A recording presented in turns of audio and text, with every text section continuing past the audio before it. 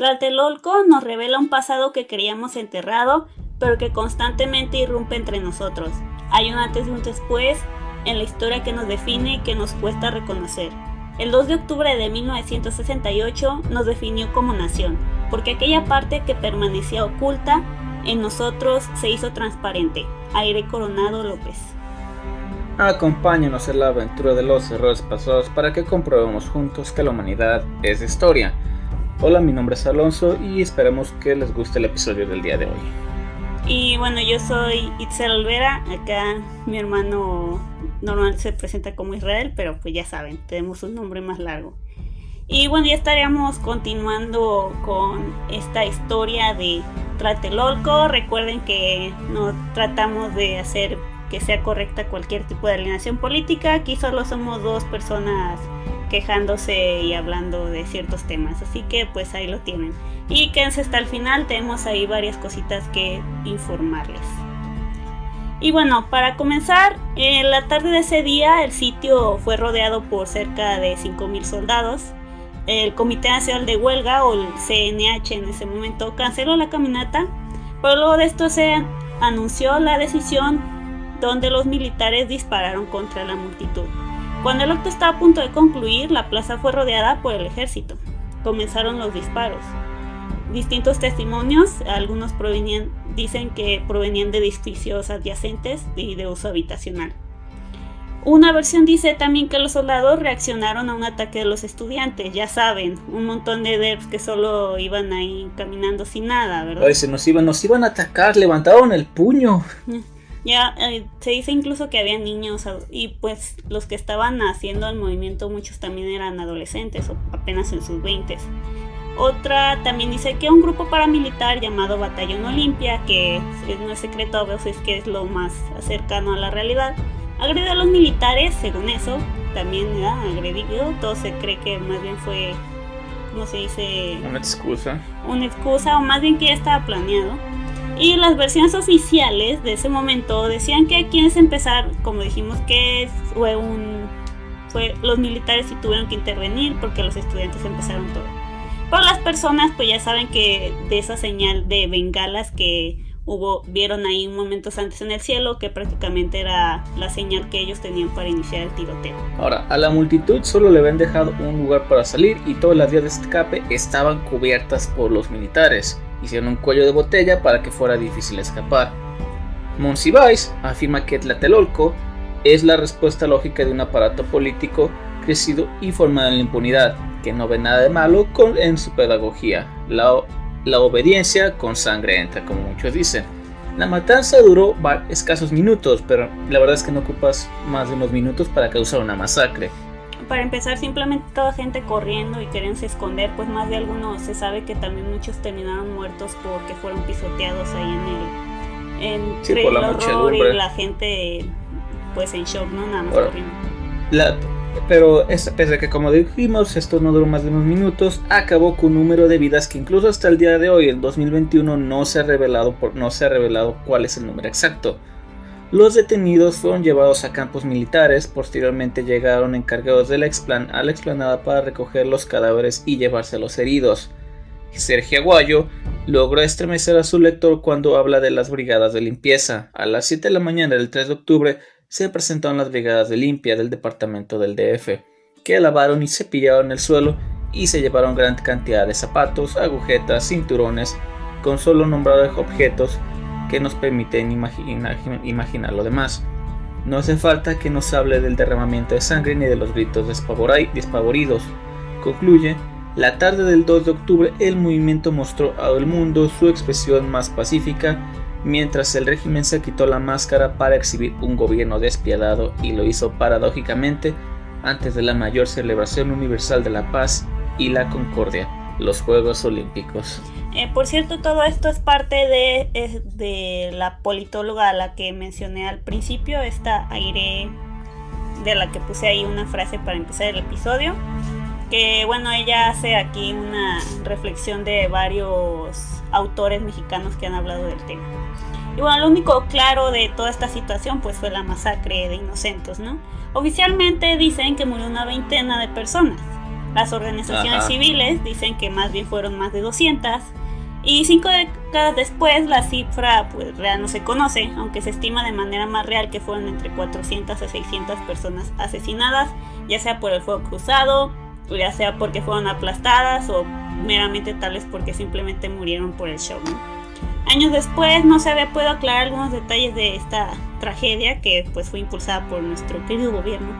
Ni siquiera se sabía con seguridad cuántas personas habían muerto en ese momento, y algunas fuentes ya hablaban de 300, otras de 600, como dijimos.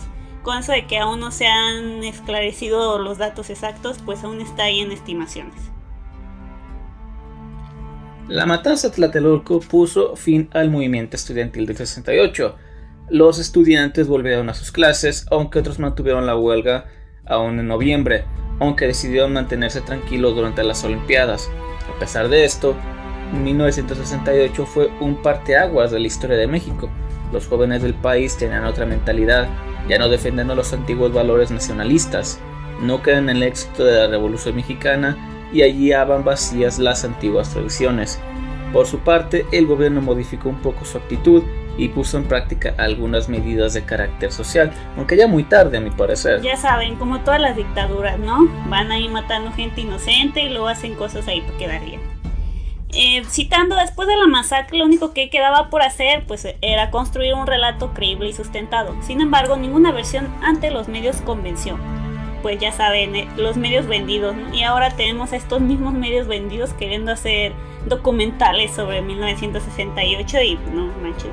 Es impresionante cómo no se sangran la lengua al hablar de las mentiras que ellos mismos dijeron. Sí, porque yo incluso escuché uno de Televisa y ellos hablan, no, que era un mito que hubieran muerto más de 20 personas, que solo como 20 personas, así con esa cara. No te mordiste la lengua, bien acá. Así, pregúntale a los sobrevivientes y a la gente que estuvo ahí a ver si es cierto que solo fueron 20. Que fue un mito, dicen, y la chingada. Así es como las conferencias de prensa carecieron de hechos, ¿no? Eran puras mentiras para meterlo debajo de la mesa. Pero se sostuvieron en una verdad, que el ejército fue recibido por francotiradores, pero jamás se señalaron a los estudiantes como francotiradores de estos, ¿no? Sobraron formas de llenar estos vacíos a partir de relatos de las personas que habían estado ahí. Así que incluso se hablaba de la intromoción de Estados Unidos, motivaciones de los comunistas de aquí para derrocar al régimen. También se acusó al Opus Dei. ¿Qué era el Opus Dei? No me acuerdo la verdad de qué era el Opus Dei. Bueno, también decían que elementos antinacionales de Rusia y Cuba se entrometieron porque obviamente era culpa de los comunistas. Y creo que el Opus Dei tenía que ver con una organización tipo los Illuminati, si no recuerdo mal. Bueno, ahorita mi mamá está investigando mientras. Disculpen, ese datillo se me olvidó ponerlo. Así es como después del 2 de octubre el movimiento pues quedó ya sin protección, ya que sus líderes pues ya estaban presos prácticamente y los pocos que habían logrado salir indemnes pues estaban escondiendo.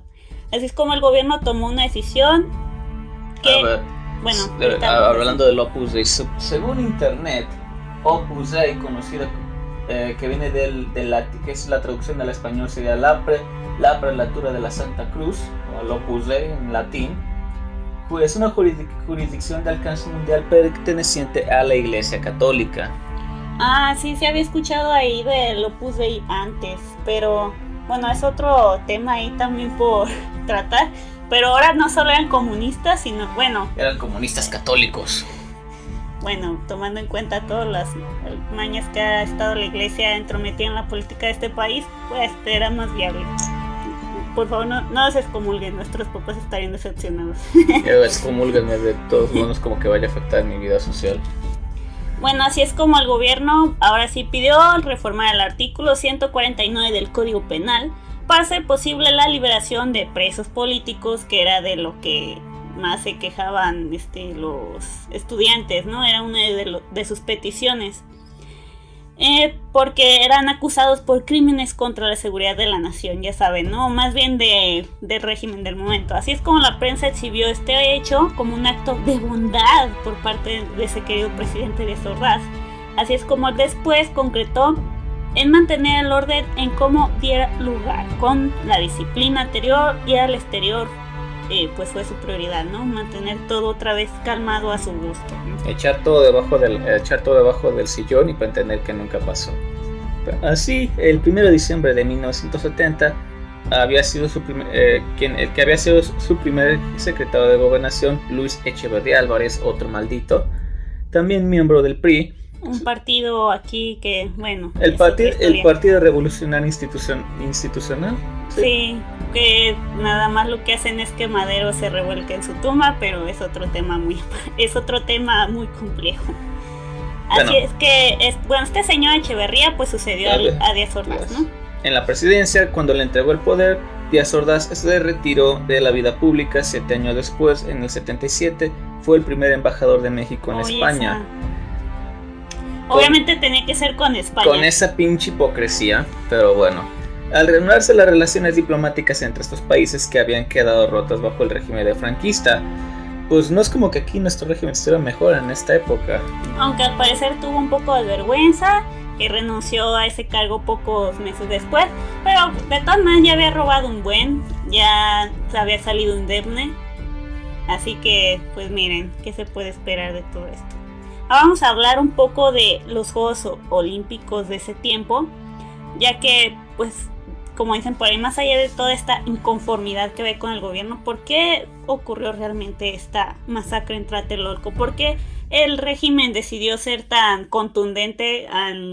Aunque bueno, desde antes ya habían estado arrestando gente, se metían en las escuelas y las dejaban sin poder trabajar literalmente. Entonces, ¿por qué decidió tomar esta decisión? Pues hubo varios elementos. Muchos historiadores dicen que pues sobre todo era la situación con por las Olimpiadas, que estaba programada para el 12 de octubre de ese año. Semanas antes del evento llegaron muchos periodistas y medios internacionales, obviamente. Además era la primera vez que estos juegos se transmitirían por satélite a todo el mundo. Para ese momento pues las protestas eran más intensas, como ya mencionamos en la primera parte. Muchos periodistas empezaron a cubrir todas estas movilizaciones, ¿no? Y esto no le gustó al gobierno, que se diera a conocer la situación. Obviamente no les gustó porque les estaban mostrando sus trapos sucios y los iban a quedar mal para las Olimpiadas. Y esa no es la imagen que pretendían vender del gobierno de este señor Díaz Ordaz. Además, el presidente estaba convencido de que los estudiantes formaban parte de una especie de conjura comunista. Así como suena estúpido. La decisión fue enviar un mensaje contundente para terminar la rebeldía de varios años, señala el señor Guevara Niebla. Y bueno, como mencionó el mismo Taibo II, como mencionamos que él estuvo muy metido en todo eso, aunque no estuvo el 2 de octubre porque su papá lo sacó del país antes de que se metieran a su hijo de la cárcel o lo desaparecieran o algo. Y él mismo habla que realmente todo el movimiento ni siquiera estaban todos alineados políticamente o algo así. Tenían ideas en conjunto, ¿no? De lo que querían lograr para cambiar el país, pero no es que estuvieran afiliados todos a una misma ideología política. Así es como después del 68 Díaz Ordaz declaró que al enfrentar el conflicto se habían agotado los recursos políticos y se tuvo que acudir a la fuerza. Ajá, porque se atacaban los recursos políticos en lo que eran un montón de adolescentes y veinteañeros desarmados. Pero bueno. Así es como quería destruir pues de un solo golpe, que se logró todo el movimiento para dar paso sin problemas a todo el evento de las Olimpiadas, ¿no? Así es como estaban obligados pues, a sofocar estas protestas, pero lo hicieron de una manera muy brutal. Ahora la parte más jugosa. Como todas las guerras y conflictos estúpidos del planeta, obviamente la CIA, el servicio secreto gringo, tenía que estar envuelto de alguna forma. No sabe, esta última parte es especulación hasta cierto punto, así que eso tómenselo con un grano de sal. Tampoco vamos a hablar aquí tal cual de teorías conspirativas, pero es un posible, tomando en cuenta todas las veces que se han desentrañado, como hablamos con Madero, que sí que un embajador gringo estuvo ahí metido para matarlo, y como sabemos que ha metido ahí su mano en un montón de gobiernos aquí en este continente. Además estamos hablando en la misma época cuando todo el rollo de la guerra de Vietnam también. Cuando estaba la guerra Fría. La Guerra Fría, entonces estaban aún más locos los gringos en ese tiempo. Bueno, esta es una historia poco conocida. Todos los días, durante al menos 4 meses, la CIA siguió los pasos del movimiento estudiantil que se desarrollaba en México. La vigilancia no fue solo en la capital del país, donde la organización y las protestas tuvieron la más fuerza, sino en varios estados. Los agentes recabaron datos de los líderes estudiantiles, ayudaron a grabar conversaciones telefónicas y asambleas en las escuelas. También de la matanza hubo informes. Los documentos se enviaron a Langley, donde estaba la sede de la Agencia Central de Inteligencia de Estados Unidos, o la CIA, por sus siglas en inglés. Así es como dicen que copias de muchos de estos documentos lo recibió el presidente de ese entonces, ¿no? Díaz Ordaz. Y bueno, de hecho dicen que según distintos documentos secretos de Estados Unidos, la CIA tuvo una fuerte influencia en todas las decisiones que tuvo el presidente en contra del movimiento estudiantil, ¿no? Incluso dicen que Díaz Ordaz recibió un sueldo de la CIA, dice BBC Mundo, por palabras del académico Sergio Aguayo, del que también citamos más atrás, que es un investigador del Colegio de México. Y también dicen, hubo algo más, el presidente creía que las protestas estudiantiles eran parte de un complot comunista, como ya mencionamos, y la agencia estadounidense pues lo respaldaba en ir en contra. Sí, porque los gringos no quieren escuchar nada que tuviera que ver con el comunismo en esa época. Si tenían que matar a un montón de estudiantes desarmados, pues lo iban a hacer. Por ejemplo, citando, la CIA estaba absolutamente convencida de que el movimiento tenía apoyo e inspiración no solo desde Cuba, sino de la Unión Soviética. Dice ABC Mundo, Kate Doyle, directora de análisis de la política de Estados Unidos en América Latina del Archivo de Seguridad Nacional. Pero otra persona dice que el señor también Díaz Ordaz no solo es cosa de la CIA, sino que este señor también tiene su propia paranoia ideológica. Una percepción que la agencia reforzó, insiste Aguayo, y el ejército y las agencias de inteligencia civil mexicanas entregaban cotidianamente informes al presidente. Al parecer no fue suficiente compartir información más cruda sin procesar. La CIA les daba análisis de inteligencia, de los cuales desconozco su calidad, dice el señor Aguayo.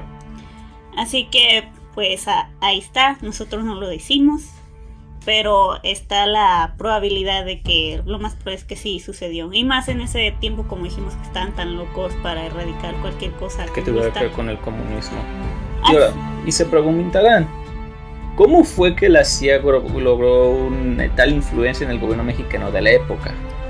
La respuesta se llama Winston Scott, el que fue el jefe de la oficina en el país entre 1956 y 1969. Era un personaje carismático. Al poco tiempo de llegar a México, el agente se hizo amigo del entonces presidente Adolfo López Mateos. Y eso es lo que dicen los documentos desclasificados. O sea, ellos mismos lo afirman, que sí que había ahí según eso una amistad.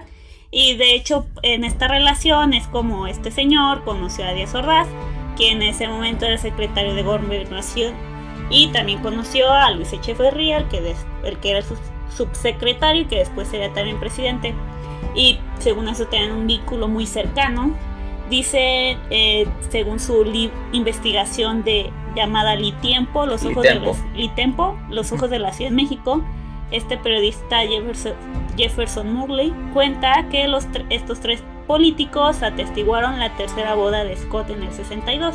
Así que pues incluso les invitaron a una boda, así que sí estaban ahí cerquita siendo amiguis con la CIA. Gracias a esta amistad y con el marcado interés del gobierno estadounidense en su vecino, Scott creó una red de informantes en altos círculos políticos del país.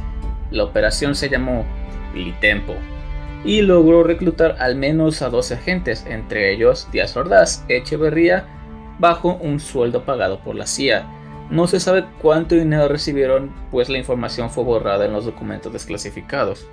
Un dato consultado por Sergio Aguayo menciona que entre algo así de $400 de esa época, que si bien es un buen de dinero para la época, con qué poco se dejaron vender. No, de hecho dice que solo eso era para pagar sus 2 guardaespaldas por parte de la CIA. Aún así. Así es que esta, pues, se concretó, ¿cómo se puede decir? Este trato debajo de la mesa, que aún no se sabe realmente cuánto se embolsaron por vender a su país, ¿verdad? Pero pasaremos a otro señor también llamado Lee Harvey Oswald, que en esta década de los 60, pues estos presidentes mexicanos eran pues muy poderosos, esa es la verdad, con posibilidad de quedarse con mucho dinero gracias a sus negocios turbios o del erario robado, ¿no? Entonces, ¿por qué entonces aceptaron unos cientos de dólares por colaborar con la CIA? Si ellos mismos ya tenían pasta robando, ¿verdad? Así sin, ¿cómo se puede decir? Sin restricciones, ¿no?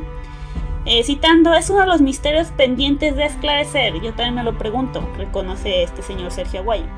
Una posible respuesta es que no le dan importancia al dinero, lo aceptaban porque a cambio tenían la protección y la inteligencia que les daba la CIA.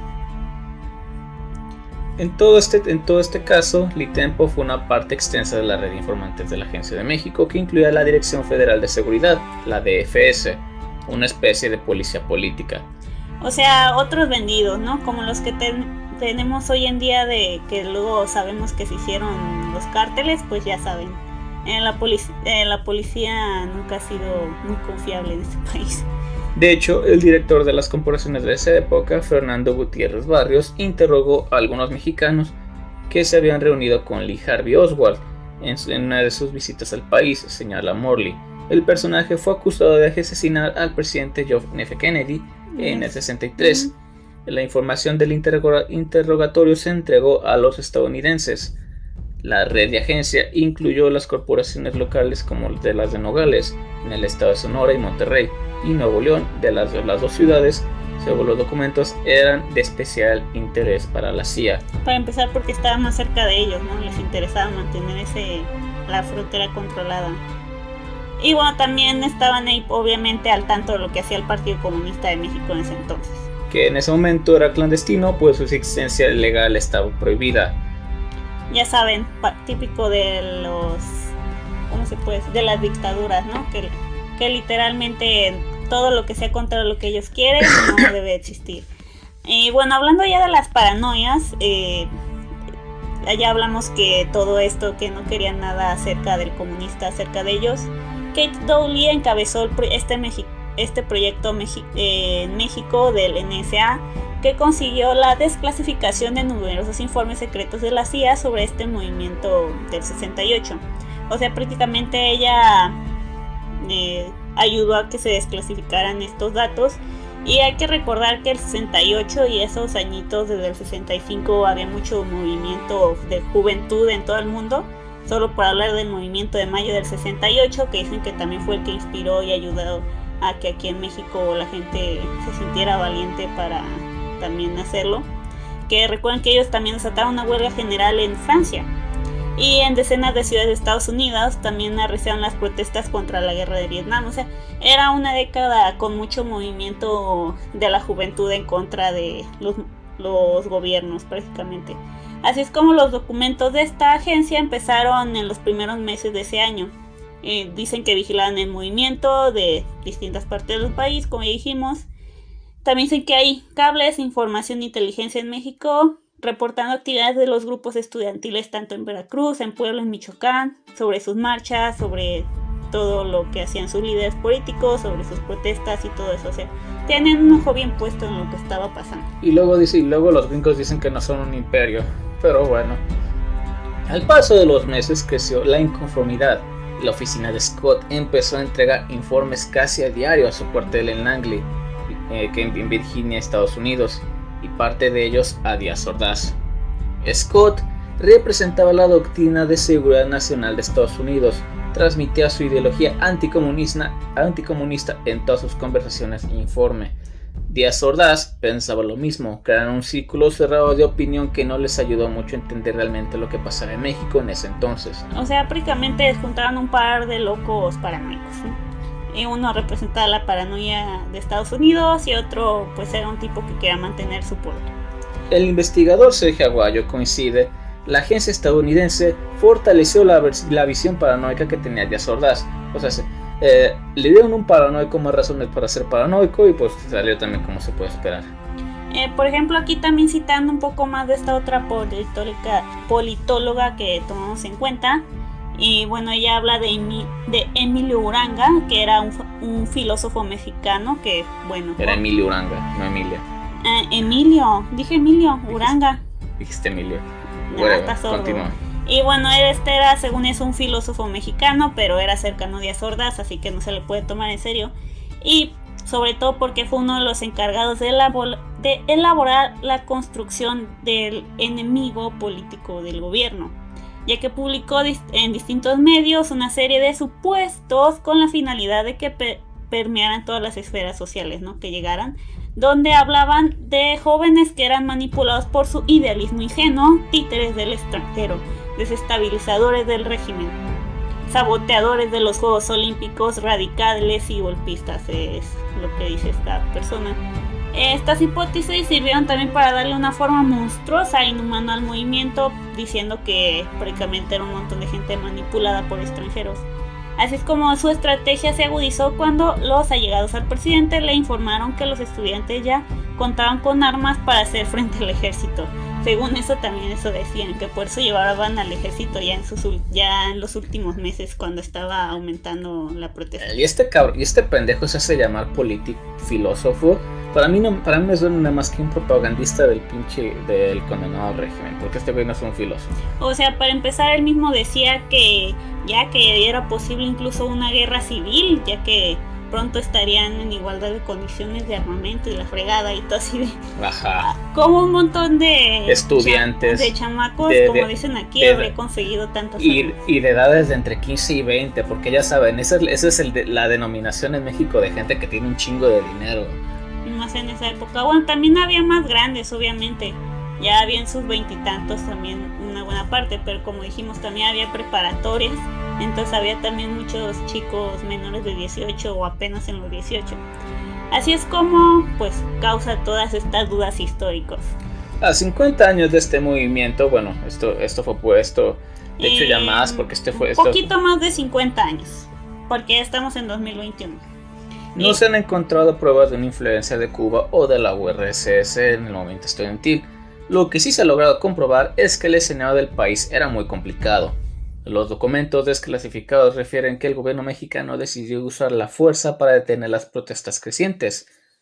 La CIA supo que se preparaba esta agresión. No está demostrado, responde el investigador araguayo. Una hipótesis que manejo es que Winston Scott sí estaba enterado, pero como él dice, no es más que una hipótesis. Porque recuerden que eso de especificar una parte y muchos los borraron y ya no los presentaron. También dice otro periodista investigador, Mulley, que dice que los informes que el agente estadounidense envió a Estados Unidos pues fueron muy contradictorios.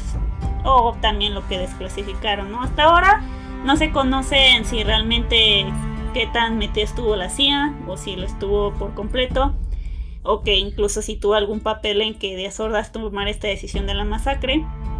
Pero esta misma mujer, Kate Dole, dice que no quiere decir que no pasó, que no existe, o sea, ella dice que no quiere decir que no haya pasado solo porque no existan documentos que estén desclasificados por el gobierno de Estados Unidos para comprobarlo, ¿no? Ahora, hablando de todo este circo acerca de la política en México, ¿qué carajo está pasando con los medios de comunicación de acá? Que si tú hoy día crees que los medios de comunicación en México están vendidos, en esa época estaban peor. Así es como uno de los efectos positivos pues que trajo esta situación fue que el espacio periodístico se abrió a más personas, por lo menos de forma momentánea, ¿verdad?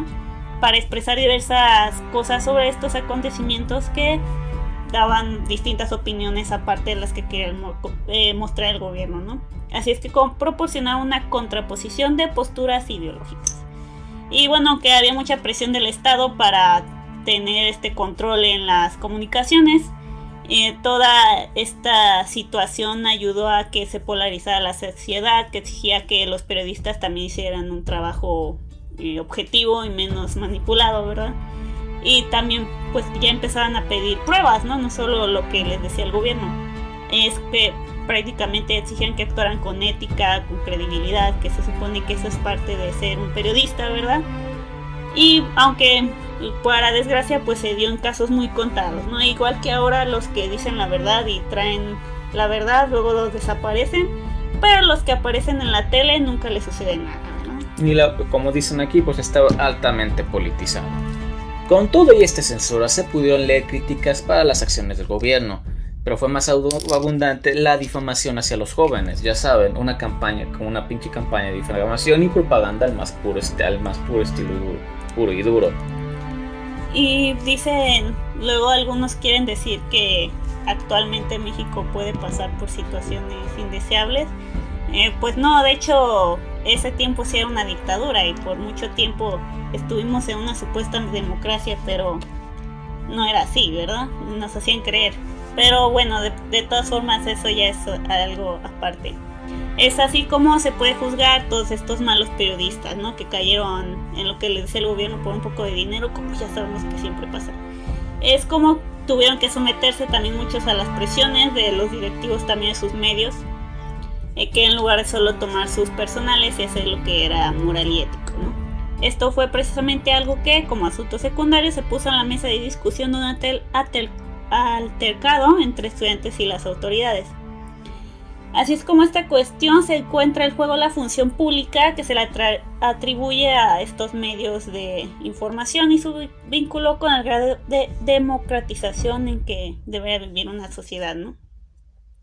Así es como todas estas expresiones en el 68 en los diarios pues se convirtieron en un análisis de los cánones que deberían marcar las pautas para hacer lo que se debe hacer en el periodismo, ¿no?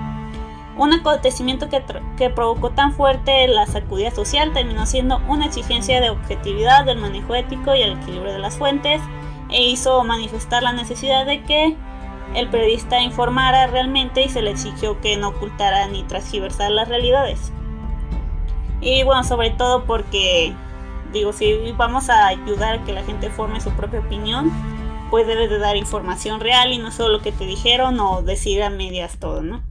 Ahora, bajo todo esto, los periodistas también acabaron siendo actores de todo este drama político.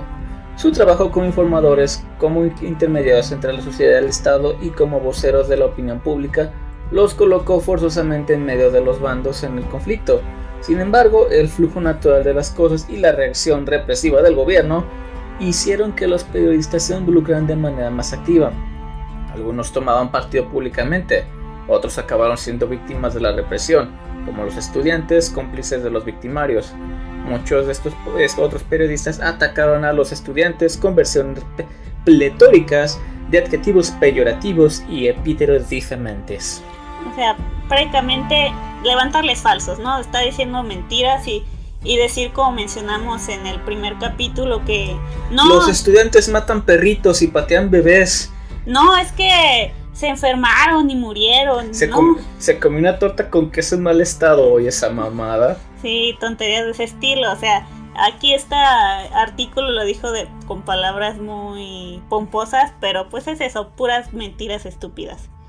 Así como otros pocos también defendían las posiciones ya del otro lado, de radicales de la izquierda, y pues que estaban a favor de toda esta movilización, y otra minoría pues intentaba estar ahí en medio, ¿no? Quería ver ambas partes, ¿no? Desde el punto de vista del gobierno y de los que están haciendo las protestas.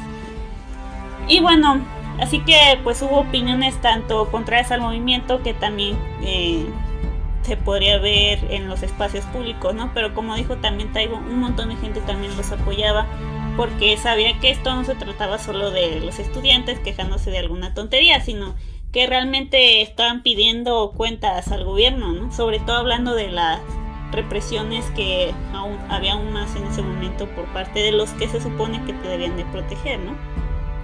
Por ejemplo, en México es necesario advertir que muchas de estas críticas eran un eco manipulado por la visión oficial y no una expresión de la sociedad en conjunto.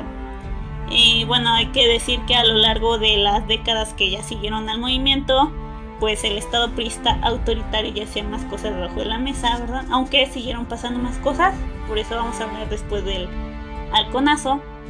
Y bueno, simplemente afectó en buena medida todo el tema del periodismo y su relación con la sociedad, ¿no? El mundo periodístico en ese momento, la prensa mexicana en ese entonces salió muy mal parada, ya que nadie les creía, ya que las versiones oficiales literalmente no tienen ningún sentido.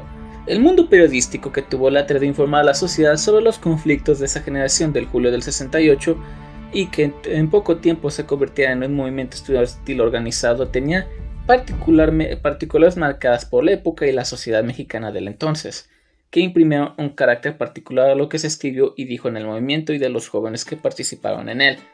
Asimismo, el perfil de los propietarios y directores y colaboradores de los periódicos, revistas, agencias, etc., de aquel momento definió la cobertura del asunto y creó el carácter periodístico del movimiento estudiantil, así como las diversas representaciones del mismo. Cada publicación construyó un imaginario del movimiento y con ello influyó en el estado de la opinión pública. Por ejemplo, uno de los pocos que se salían del radar, pues estaba como el que mencionamos en la primera parte, Radio Rumor, que prácticamente seguramente era a lo que ahora llamaríamos un podcast más que nada, ¿no? Una radio pirata. Ajá, que tenía ahí datos, pero que no, ahora sí que no los tenían tan precisos, pero pues que daban a conocer lo que tenían, ¿no?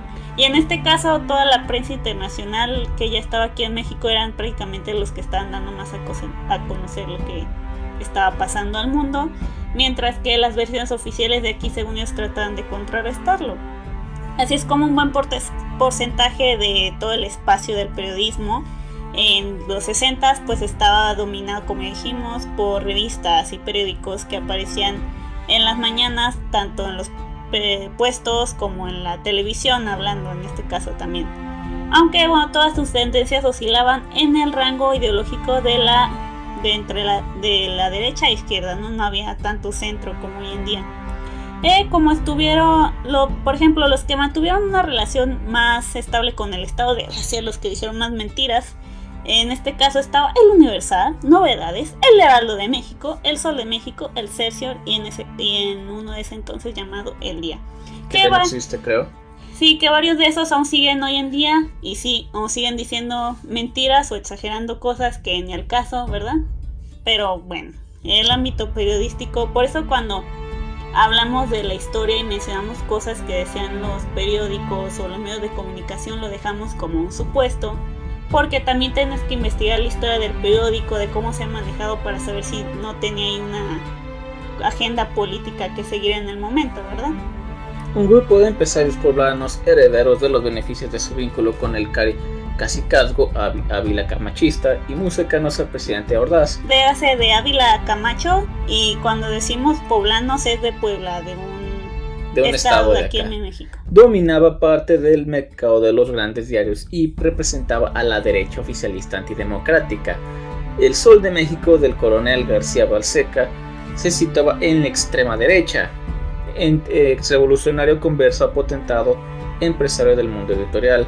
Gracias al éxito de sus publicaciones populares, Paquita y Pepín, me da vergüenza hasta leerlo, García Balseca encabezó el grupo de propietarios de los medios embebidos de la paranoia anticomunista de la época, que se encargaron de reforzar en la psique del mexicano conservador la estridente idea de que el movimiento estudiantil era una oleada más del terror rojo que azotaba al mundo. Hoy es esa mamada. Hoy en día, por ejemplo, se sacan las tonterías de que te van a poner un chip, o empiezan a cuestionar o de que cualquier cosita. O que las torres de 5G están haciendo que el COVID se esparza, a pesar de que la gente no sabe ni qué carajos es el 5G. Y nosotros estamos hablando de los medios aquí de México, o sea, simplemente viendo al vecino del norte. Al menos aquí no pasó como allá, que hubo gente que fue y se puso a golpear a técnicos que solo estaban haciendo su trabajo con las redes de comunicación. Al menos acá no pasó. Pero aquí sí sigue pasando que la gente comparte videos en WhatsApp, normalmente de supuestos líderes religiosos, que dicen quieren opinar de política o se quejan de algo y ya por eso no se quieren vacunar, por ejemplo. No es por tirarle a la gente mayor, pero son usualmente los más manipulables, ya que es que el padre dijo, y el padre ¿qué sabe? Y bueno, hoy en día pues tenemos algo igual de peor, ¿no? Los jóvenes que luego se quieren guiar por los influencers, que no sé qué es peor, si te dejan manipular por tus creencias o por un der como tú, nada más que tiene millones una plataforma de seguidores, de internet. Ajá, y habla como pasó aquí en las últimas votaciones de los vendidos a cierto partido. Es ¿verdad? Como hace años, no me acuerdo y no me citen, no me acuerdo si fue en Estados Unidos, alguien que quiere hacer un experimento creó un producto falso y se lo pasó a varios influencers. Todos estos influencers, no recuerdo sus nombres, tenían algo así entre 500,000, 1,000,000 de seguidores. Que no es para nada poco, es una cantidad muy grande de seguidores por una sola persona. Uh-huh. Esta persona creó este producto falso diciéndoles que para hacer que le hicieran sponsor, ¿no? La cosa es que entre los ingredientes de este supuesto producto venía el cianuro. Que si ustedes saben algo acerca de químicos, el cianuro es un químico altamente tóxico y, bueno, básicamente es un veneno que te mata en cuestión de minutos. Recuerden que se ha hablado de distintos soldados en guerras o de altos mandos que les daban pastillas de cianuro o se tomaban pastillas de cianuro para que no los atraparan, o que si los atraparan no revelaran información. No revelaran información, así que ahí pueden saber qué tan malo es el cianuro. Así que, y la verdad es que de todos estos influencers que aceptaron tomar el sponsor, ninguno leyó los malditos ingredientes, ya que todos aceptaron el dinero inexistente por hacer un sponsor y nadie se dio cuenta de que lo que supuestamente iba a promocionar era veneno. O sea, y una cosa es aceptar comprar un servicio que estén promocionando y que tal lo compres tú también por aceptar la recomendación y pierdas dinero, y otra cosa es de que incluso pongas ¿cómo se dice? En peligro tu salud. Solo hablando una que pasó recientemente. ¿Cómo se llama esta tipa? Bueno, es una actriz de Televisa, TV Azteca, no me acuerdo. Total, que esta señora se ha hecho muy conocida en redes sociales por sus más que cuestionables opiniones a veces. Pero aparte de sus opiniones cuestionables, que bueno, puede decir eso simplemente otra persona del montón diciendo tonterías, ¿no? Independientemente del dinero que gane. Pero esta tipa estaba vendiendo un suplemento alimenticio nutricional que al parecer tuvo problemas con varios de los ingredientes, que supuestamente era para bajar de peso, ya saben, y ganar musculatura y no sé qué chingados. Total, que hubo problemas con la Secretaría de Salud y no sé qué, y todo pasó porque un nutriólogo habló de ella y habló de cómo eso no debería estar en el mercado, que era una tontería que se lo hayan aprobado y bla bla bla. Y total, que se hizo ahí una faramaya. Y por ejemplo, esta mujer todavía hizo un video, según ella, no disculpándose del producto, sino quejándose de este nutriólogo que habló mal de su pseudoproducto y prácticamente le dijo que él era el culpable y el mentiroso, y que ella lo perdonaba por tenerle envidia a ella y por sus celos y que no sé qué. O sea, a ese nivel de gente te puedes encontrar. El doctor, el nutriólogo, que yo creo que es un trabajo recomendable en este caso, al decir, oye, esta madre no está mal, no se debería vender, que mostró un poquito de ética, lo que mucha gente hoy no muestra. Ajá. Y me lo que salí con esta mamada. Sí, lo hemos visto en distintos influencers conocidos, ¿verdad? Por no mencionar ninguno, pero todos sabemos y hemos escuchado cosas que han hecho distintos tipos de este estilo. Entonces no sigan a nadie de este tipo, ni crean, ni los pongan de líderes de opinión. Está bien si los quieren seguir porque dicen tonterías que los hacen reír, o porque simplemente es un derp que te gusta su contenido. Te gusta su contenido, pero no. Es más, ni siquiera nosotros como líderes de opinión somos un par de monos en una habitación grabando nuestras propias ideas. Hagan su propia opinión, por el amor al cielo. Y no dejen que les vendan cosas extrañas o los quieran meter a negocios multinivel. Además, spoilers, si quieres hacer músculo y bajar de peso, ni nada como hacer dieta y hacer ejercicio. No ocupas esos suplementos alimenticios. Malo, más sabemos cuántas de este tipo de pseudoempresas hacen estos productos baratos, milagro, feos, o digamos básicos, que tal vez lo puedas conseguir tú simplemente con una buena dieta, y ya te los quieren vender súper caros. Bueno, siempre vayan con un nutriólogo y un especialista, que coman bien, hagan ejercicio, no compren tonterías que les ofrecen este tipo de influencers, sobre todo si tienen que ver con algo que te tienes que comer. Ajá. Pero ya para terminar, ahora sí, porque nos fuimos por las ramas. Ahora hablaremos del Heraldo de México, que es otro periódico que aún está. Fue fundado en 1965, o sea, 3 años antes del movimiento estudiantil, gracias a la fortuna del señor Gabriel Alarcón, que amasó sacando provecho de su cercanía con el notorio magnate estadounidense William Jenkins. También se bueno, también, digamos, le estuvo lanzando piedras a los estudiantes, no literalmente. Aquí la palabra, literalmente, no físicamente. Aquí la frase dice: desgañitó lanzando vituperios a los estudiantes. Ya saben, los escritores ahí sacan toda su lista de palabras. Les gusta hablar de manera muy verbosa. Así es como este señor, el Heraldo de México, apoyó a 10 hordas y sus iniciativas con el sector privado financiero. Ya saben, los que se preocupan por la prole, ¿no? Sobre todo el sector, pues ya saben, industrial, comercial, y compartía el anticomunismo que ya traían de ideología todos estos tipos. Por ejemplo, también Miguel Reyes Razo, que se inclinó en 1967, que se inició en el 67 en el suplemento cultural de El Heraldo con Luis Espota, dice: 1968 endurece a los directivos, especialmente a los juniors Gabriel y Oscar Alarcón, quienes el 2 de octubre pedían que mataran a los muchachos que estuvieran alborotando. Claro que sí, miren nada más este nivel de ética y moral de esta gente. Entonces, gente, viendo la historia de todos es como sabes lo que es. Y puedes decir, no, es que podrían haber cambiado y la fregada. Pero este tipo de gente no cambia. Siempre van a ver por sus intereses. Y lo más probable es que siempre estén del lado represivo, porque es lo que les hace ganar más dinero. Pues ya con esto vamos a terminar, porque ya se nos fue de tiempo. Queremos hacer un poco acerca de nuestra gente que nos ve. Ya tenemos 60 suscriptores en YouTube. Que no parece que sea mucho, pero pues es más de lo que teníamos hace un mes. Aún le queremos dar saludos a la gente que nos escucha en México, que son los que no más escuchan. Luego, paradójicamente, la gente que nos escucha más después de ellos es en España. Ha de tener que ver con que hablamos español. También Argentina, últimamente ha subido también de Argentina. Normalmente antes solo había unos cuantos, pero ya están en nuestro tercer lugar de escucha. Tenemos a gente de Estados Unidos en el cuarto seguramente lugar. han de ser mexicanos. En Bolivia.